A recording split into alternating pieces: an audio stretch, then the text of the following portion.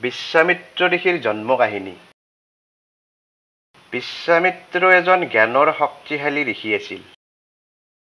ক্ষত্ৰিয়ৰ পৰা জ্ঞানৰ বলত ঋষি হ'ব পাৰিছিল। বিশ্বামিত্ৰ ঋষি প্ৰথমতে ঋষি নাছিল বা ব্ৰাহ্মণৰ ঘৰত জন্মও হোৱা নাছিল। বিশ্বামিত্ৰৰ জন্ম ৰজাৰ ঘৰত হৈছিল। প্ৰথমতে বিশ্বামিত্ৰ ঋষিৰ নাম কৌশিক আছিল। কৌশিক কানকুবজ ৰাজ্যৰ প্ৰজাৰ দয়াশীল আৰু শান্তিপ্ৰিয় ৰজা আছিল।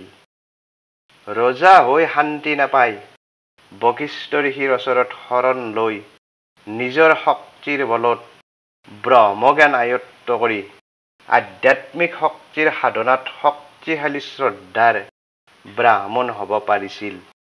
বিশ্বামিত্ৰ ঋষি গায়ত্ৰী মন্ত্ৰ ৰচনা কৰিছিল। ৰাম লক্ষ্মণৰ গুৰু আছিল। ক্ষত্ৰিয়ৰ পৰা ব্ৰাহ্মণ হোৱা ঋষি বিশ্বামিত্ৰৰ কথাই সেই পুৰণি কালতে স্পষ্ট কৰি থৈ গৈছে যে এজন মানুহৰ জন্ম যি ঠাইতে নহওক কিয় জ্ঞান আয়ত্ত কৰিব পাৰিলে জ্ঞানীলৈ ৰূপান্তৰ হোৱাত জন্মৰ লগত সম্পৰ্ক নাথাকে। আহকচোন সেই মহান ব্ৰহ্মজ্ঞানী ঋষিজনৰ জন্ম কিদৰে হৈছিল জানি লওঁ। পুৰণি কালত কানকুবজ এতিয়াৰ কনৌজ ৰাজ্যত গাধী নামৰ এজন শক্তিশালী ৰজা আছিল।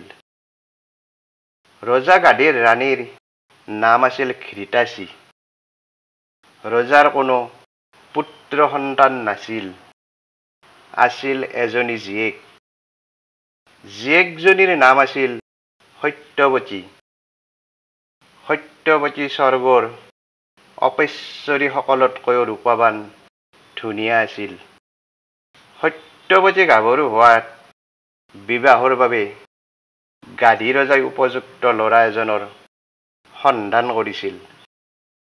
সেই সময়তে মহৰ্ষি ভৃগু ঋষিৰ পুতেক ঋষিকে এজন পাত্ৰীৰ অপেক্ষাত আছিল।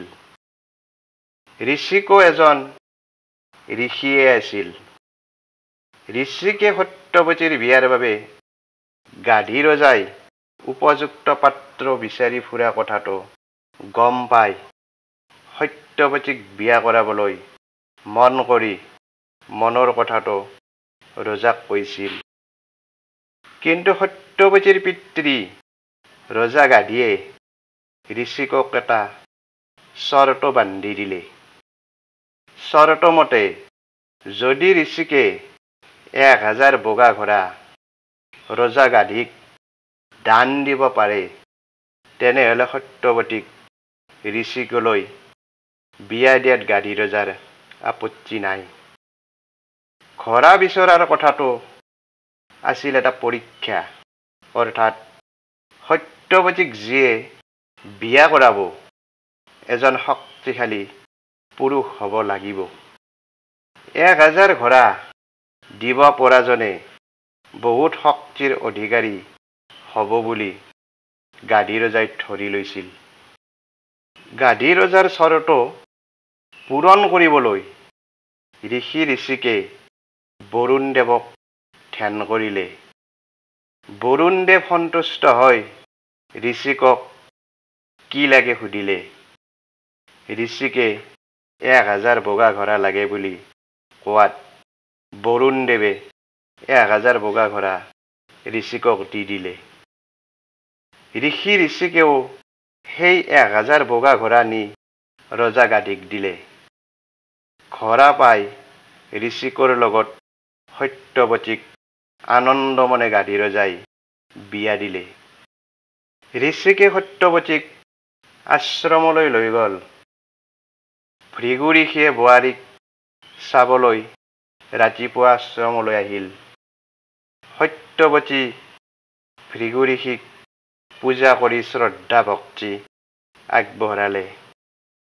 বোৱাৰীৰ ভক্তিত আনন্দ পাই ভৃগু ঋষিয়ে বোৱাৰী সত্যৱতীক কি আশীৰ্বাদ লাগে সুধিলে।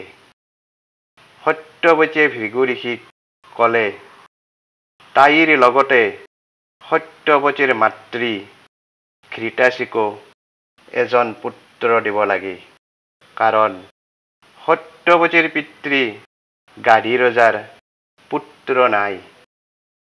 পুত্ৰ এজন হলে কানকুবজ ৰাজ্যৰ উত্তৰাধিকাৰী হ'ব পাৰিব।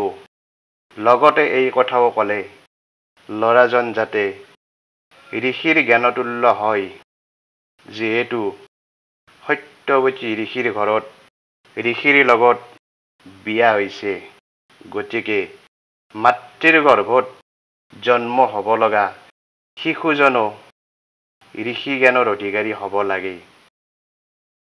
ভৃগু ঋষিয়ে সত্যৱতীক তথাস্তু বুলি কৈ ক'লে, তোমাৰ মাতৃৰ যিজন পুত্ৰ জন্ম হ'ব, তেওঁ ক্ষত্ৰিয় হৈ জন্ম ল'ব যদিও অধিক জ্ঞানী হ'ব আৰু জ্ঞানৰ বলত ব্ৰাহ্মণ হ'ব পাৰিব।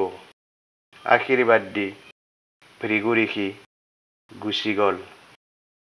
ভৃগু ঋষিৰ আশীৰ্বাদতে ৰজা গাধীৰ ঘৰত কৌশিকৰ জন্ম হৈছিল, যাক পাছলৈ বিশ্বামিত্ৰ ঋষি বুলি সকলোৱে জানিছিল।